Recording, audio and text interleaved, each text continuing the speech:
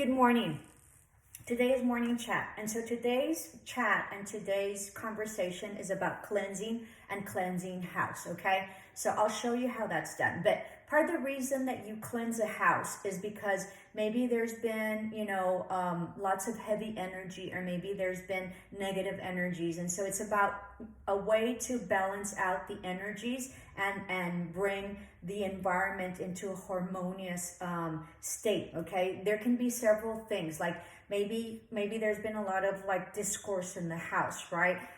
Maybe like lots of arguments, or maybe people haven't been able to sleep. When you can't sleep at night and you're tossing and turning and it's not a full belly, it's something maybe's around, or something that you are really thinking about, or some energy that is really attached to you, or something that is in your house, okay? So there's that. There's also, sometimes it just needs a cleansing. It just sort of needs a cleansing. Sometimes if something like traumatic has passed, or something that, that you're going through that's very trying, then the house sort of needs a cleansing. So what happens with that is that, you sort of do, and I'll show you in a minute. So I have like the little belly. So I have this incense that I burn, okay? And I burn this daily. This is regular incense. I should have brought the packet so you guys can see it. This is regular incense. It's a frankincense myrrh. It's a little expensive. I have my preference for incense because the cheaper incense I'm asthmatic, so that creates a huge problem for me in terms of cleansing. But I always have incense burning, and I'll show you my little altar another day. Okay, so this is, and I just sort of do it. I buy these things, and then I get a really pretty tray, and then it gets really, nasty in terms of ashes. My son just completely hates it. I'm gonna put this over here because I can't be with the smoke of the incense too long, because I'm asthmatic. So you have to be very careful, right? And you have to sort of, open it up. The other thing, and really what I do with the cleansing, is that, and I'll go through it in a minute, is that I have sage. And so I buy these usually at your farmer's market, or like Sprouts has it. Sometimes I usually get these in Santa Fe when I go, to my pilgrimages. And so look in your farmer's market, usually you can find it. And so this is sage. And so what happens is that I clean it with this. This is like kind of, toxic, and it creates a lot of like white smoke or whatever, but it's really, really good. So you have to be very careful if you're asthmatic, and you need to keep the doors open, okay? The windows open.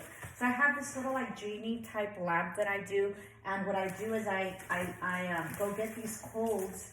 And they're like little like coals, like for like grilling, but not, right? Like, so I have to go to smoke shops, and that's always a really weird experience because they think I'm there for other reasons. So I sort of burn the coal here, and I light it, and then I put my sage in here, bits and pieces. I just there's like little leaves, and so I put them in here, and they're burning, okay? And then I'm really good at grilling, so I sort of do, the grilling or whatever. And so once it's burning, you go like this, and so you cleanse your house this way, okay? And so you cleanse it around the windows, you cleanse it around the doors, you go into your kitchen, you go into your bathrooms, you take it on top of the bed. Be very careful, because if it falls, it's gonna burn your bed sheets, and I've burned really expensive bed sheets, and then all around, okay? And you just pray whatever it is that you pray. Usually when I pray is I do love and light, abundance, prosperity, harmony, serenity, peace. And then I do state, all that is in God's light is welcomed. If everything that is not in God's light, you are not welcomed. And so I sort of, bring that into, I voice that as I'm saying it, okay? I also like to do the showers, and I also like to do closets, okay? So that's a cleansing. So I'm gonna, and then after I'm done with that, and I'm praying, because I'm praying, and you can pray whatever you want. I'm Catholic, so I do a lot of Our Fathers and Hail Marys, and then I do a lot of like mantras, like, bless this house, and then love and light, and, you know, harmony. May we bring peace and clarity. You know, sometimes when there's a lot of confusion, I ask for clarity, right? And then, of course, protection. Sometimes I feel like sometimes I've had my haters, and so I always ask for protection, and so I go through that, okay? And so it takes a good, you know, it just depends, 20 minutes or whatever, okay? So make sure that you have the windows open and whatever. After that, I have blessed water, mi agua bendita, okay? So I usually get this from Chimayo when I go to my pilgrimages down in Santa Fe, and so I fill up, okay? And so after I finish with the cleansing, and I do a sage, and then I do sometimes I finish it off with myrrh, and I just let it burn, the incense. I don't like to do two because it's an overkill, okay? And I usually like to do it in the morning or when nobody's home, because it's just a lot of stuff. And I used to do this secretly because my family didn't know all the stuff that I would do. They knew that I would do stuff, and that I was different and whatever, but they didn't know all that I would do. So I would like cleanse, and I would do it, and they knew that I was burning incense, but they didn't know to what degree, and I'll tell you in a minute. So I always have blessed water, agua bendita, water that's blessed, you know. I'm very Catholic, and so after I do the cleansing, then I sort of go and I sort of bless the house, and I sort of say, peace, abundance, love, prosperity, protection, whatever it is that I feel I need guidance on and I feel protection on, or cleansing or whatever. Sometimes I do a cleansing also for gratefulness. I'm just very grateful, and so thank you very much, and grateful, okay? Usually when the kids are, not sleeping well, and there's sort of anxiety, or they're just feeling uneasiness because, my children are very sensitive as well, then they will ask me, hey, will you come and cleanse my area or cleanse my house? So I do. So as a result of that, what happened is that my daughter has this friend, and she was going through a divorce, and so she couldn't sell the house, okay? And I think that my daughter said, well, if you want, mommy can go and cleanse it. My mother does, cleansing for us, and, she goes and cleanses our areas in our house. And so she asked me, okay? And so this is the story about that cleansing. So, get settled in, because this is an amazing story. So we go we go pick her up. And so as we were going, and her house is about 45 minutes away from our town. So she was in a different town. And, they were trying to sell the house so that way they could divide the assets. And truly, that was the last thing that was set for the divorce. Okay, divorces are very interesting. And when you are trying to separate and sever bonds, that's very interesting. I'll write that down.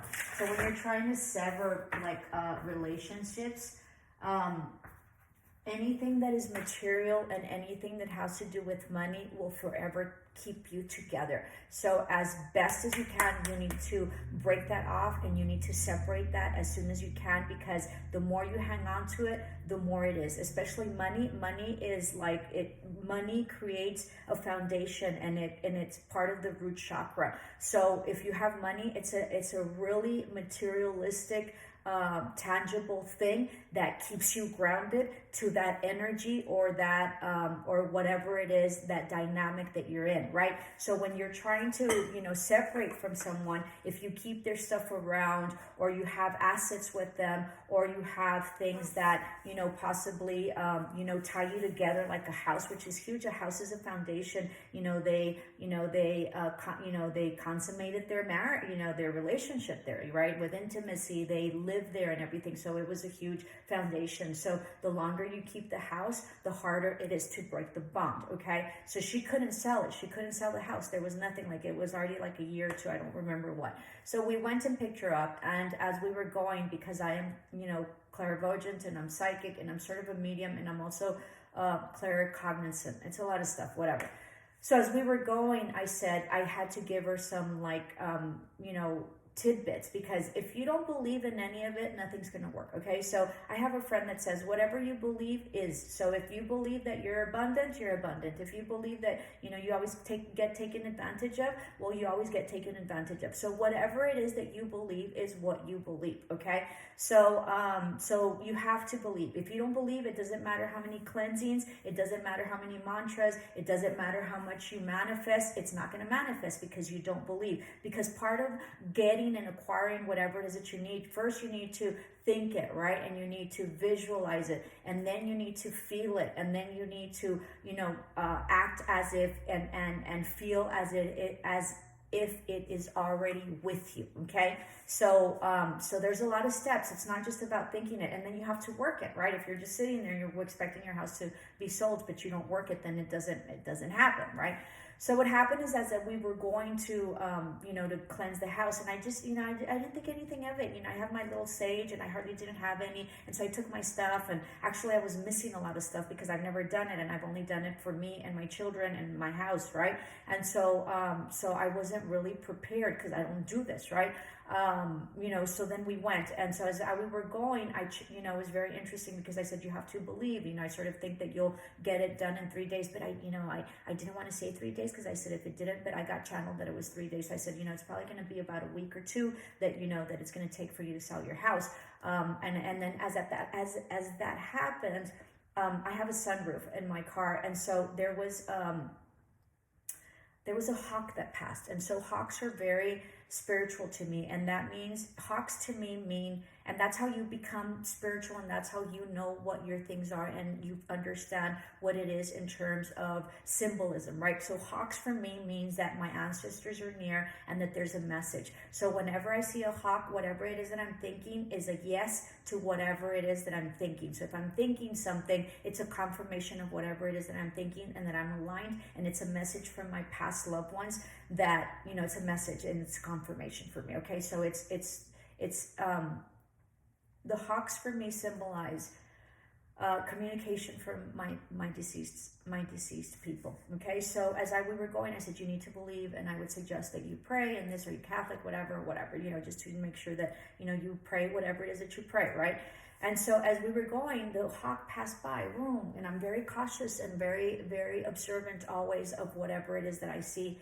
And so I got channeled, and I said, it's sort of like your grandmother, what happened to your grandmother? I feel that she's your maternal grandmother, she's very happy that you're going through this, and that, you're going to be okay and whatever. And she started crying, and she said her grandmother had just passed away a month ago, and she was very, very close to her, and it was her maternal grandmother. So I was just shocked. It was an amazing trip and experience that day. So that was the initiation of our journey and our path for that day and whatever it is that we had to do. So then we get to the house, we buy we buy Saint Joseph, because Saint Joseph, it was Jesus's dad and father, and in Catholicism, they say that if you buy the little saint for Saint Joseph, you sort of wrap them up, and then you put them upside down in the house that you want to sell, and then you pray, and then when you sell it, you have to dig them up, right? Because you have to dig them up and put them in. And then you dig them up, and then you take them out of your plastic bag because you don't want all sorts of dirt and whatever, and then you put them in a prominent place within the house that you're going to be moving to as symbolism that you're grateful for the help that he gave you. And part of the reason that it's Saint Joseph is because he was the father, right? So he was a huge foundation and symbolism foundation. So, and of house and home. Okay, so that's what we did. We went to go buy a little Saint Joseph. She did a little ritual or whatever, prayed, that she please help her or whatever. And so as I started going through her house, right, thinking I'm a badass because whatever, didn't think anything of it, not thinking I'm a badass, right, but thinking and going like this and whatever and blah blah blah and whatever, right. And I initially didn't want my daughter and her friend there, but it turned out that they were there, thank God, okay, because this was heavy duty. So then as I go into the rooms and go into the rooms and go into the rooms, and it was a really sunny day. We live in the desert. I think it was May. It was super, super hot, whatever, blah, blah, blah. There was no wind. All of a sudden there's this gust of wind inside the house. And it, so then we had the doors open, right, and we had the windows open because the sage it smells, and then I'm asthmatic, and so it gets really smoky, and so it needs to clear out. You also open up the stuff to be able to have those energies leave, and for it to be a circulation of air and energies and sage and cleansing to leave, to be able to leave, right? So it's also bringing in good, new air into the area that it's in. So open everything up and let it air out. And I usually, after I cleanse it, I usually leave everything open for about 3 hours or 4. Okay. And I usually like to be alone at the time that I'm doing it. If you're not alone, then I'll tell you later. That's another story. So then, as I'm cleansing, there's these gusts of wind going in like channel, like it was a canyon going through like the hallways and whatever. And then all these doors start slamming shut, boom, boom, boom, because of the wind. But it wasn't the wind, all right?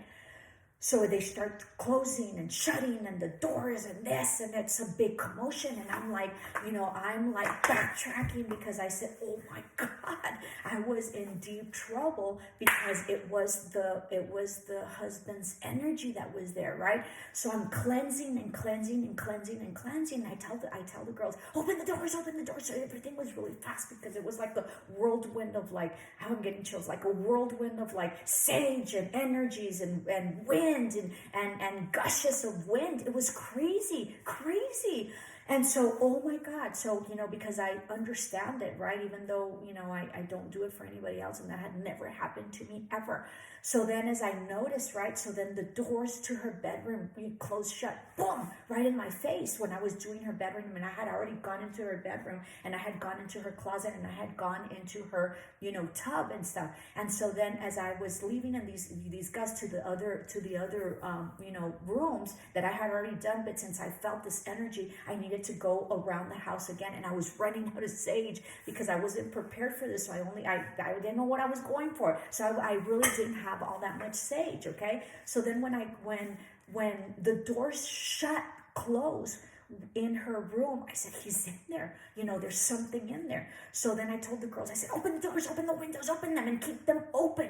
Put bricks or whatever to keep them open, because it was important to open the doors, right? So I go into the room and I open the doors, because he's in there. There's an energy that's in there in her bedroom, okay? And it's him. Oh, before I forget, we went to the farmer's market before, because we were looking for, I don't know what, or I was looking for sage. I was looking for cold. I didn't have cold. And so I needed I went for incense, and I went for all sorts of stuff in that farmer's market. I forgot to mention this. And in the farmer's market, as we're walking through the farmer's market, the girl tells me, that's my ex-husband. And I'm like, what? That's my ex-husband. He's there. He's with our dog. So I was like, but I didn't catch him. So we passed him right before. Okay. So it was very, very interesting that we saw each other before I went to go clean. So then when I went so back to the story, right? So that was very interesting. So back to the story. So first her grandmother channeled, and then we bumped into her ex-husband, right? Who in the farmer's market. So then I get in, and we're, so I'm cleansing, and the doors to her room shut, like the wind shuts them. There's no wind outside, okay? And so she shuts it, right? They shut it. So then I open the door, and I put bricks or I don't know what there was. There was these little ends for bookcases or whatever or something. And then I told my daughter, open the doors. And I told, the girl, I said, open the doors, open the doors, because she had the door to their bedroom was 2 doors. There was 2 doors, and then there was a door to the swimming pool in the backyard. It was a beautiful home. So all the doors shut. I had opened all the doors, and all the doors shut. So when they shut, as I left, right, because it sort of seemed like somebody was pissed and closed the door, then I went back, because I said, he's in here. So then I started praying for protection, this and that, and I told him, you are not welcomed here. You are not welcomed here. Please leave. You are not welcomed here. You cannot stay. Leave, okay? And so as I started doing the finality of the cleansing for her bedroom, which was where all the energy was, the door to the swimming pool, which was the outside, I had it open. It shut like as the energy left, what I felt and what I sensed, because you can't physically see, right? But I'm clairvoyant, so I can see, right? So what it was that he walked out the door, and as he walked out the door, he slammed the door shut as he was walking out the door. Okay. So I was exhausted. The girls were like shocked. I was shocked. And then there was this whole presence of peace that came through because the energy had left. So I told her, I said, do you sleep here? She says, yeah. I said, don't sleep in your bed. Okay. I said, you need to not be here. You need to leave because your energy is here and his energy is here. And he doesn't want to break it off. He says, yeah, he doesn't want to sell the house and he doesn't want to get divorced. I said, exactly. So his energy is still here and that's what's keeping you. And that's why you can't sell the house. Now, I should have thought that only happened when people were dead. Okay. But apparently, because this person was not dead, her ex-husband, apparently you can divide energies, or energies are in different areas, which creates like different dimensions, right? And I don't know, but it was apparent that his energy was there and he wasn't about to leave, but because of the cleansing, I threw him out and he was pissed when he left, okay? So what it taught me was that we can divide up energies, and he might not have done it consciously, right? But he was thinking about it, obviously, because he still had a grasp on her, spiritually and energetically. And the house is what bonded them even more. Okay, so they were never going to sell the house because their energies, hers because she was still physically there, and his because he was spiritual still there. There was no way. There was interseverance of energies because they can leave you, right? Or you can leave them. But sometimes they don't leave their energy. They don't take their energy with you. So that's why it's so hard for you to get over someone, because their energy, you're still attached to their energy, right? At a very spiritual level. It's called the fifth dimension. The fourth is dreams, okay? The third is tangible, okay? So they're still attached to you and you're still attached to them. So energetically, you can't let go because you still have them in your energy and your presence. And the more that you give it energy, the more you think about your ex, or the more that you think about the things that you used to do or whatever, the more it binds you. And if you have material wealth that goes along with it, and it doesn't have to be houses, it can be something that they gave you, or something that you found very precious to be, or something that's very symbolic for you, that's a thing, right? Or clothes, or something that he gave you or she gave you, that has clothes or whatever that you wear or whatever, okay? So what it taught me was that energetically, it doesn't matter if you're dead or not, you can still be somewhere, okay? And he didn't want to leave. And when he left, he was pissed because I threw him out energetically, right? So it was a very scary experience. What it really taught me was that I didn't know what I was up against, and I never expected that experience. After that, she found somebody to, to buy it in 3 days, exactly what I had predicted. So it was very, very interesting. It was quite an experience. You have to be very careful with these things because you don't know what you're getting into. I was like pooping bricks when I was in there because the gush of wind was just horrendous. And you could feel that the energy, right, of that person, and I felt a male energy, and that's how I knew that it was him. He was just really pissed, and he was slamming doors, and that's what he was doing because we were cleansing and we were, shooing away his spirit and his energy. So it was an incredible, incredible experience. I hope you enjoyed it. Much love and light. Namaste. Ciao.